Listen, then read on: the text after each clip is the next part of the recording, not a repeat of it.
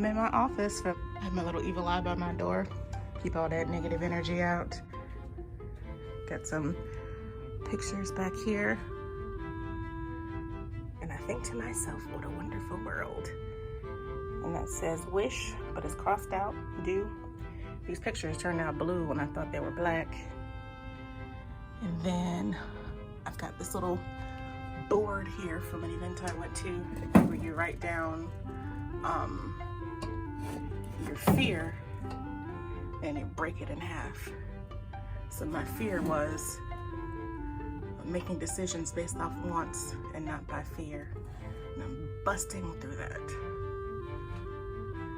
Y'all know I love hourglasses. I'm actually excited to bring this back home with me. I don't know where I'm gonna put it. But this is why I have accumulated so many bookends and stuff over the years, because every office I've ever been to has had bookshelves. Remember I told y'all I had a snail and an octopus. I got these from Anthropologie, but these are the same things I saw at Home Goods the other day. Here's my other artwork. Smile, you're designed to.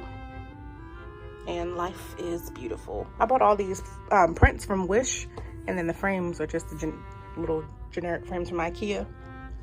Little tortoise shell. And that's it for my decor. This skull was for Halloween when I put candy out. Oh, you know what? These are Venus at Floor Roses. These are official, well, next month they'll be 2 years old. My ex-boyfriend sent these to me when I started working here.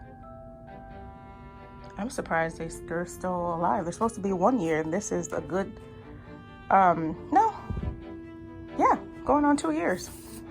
Time flies. This is something that I put on my desk to be cute. These are amethyst pieces.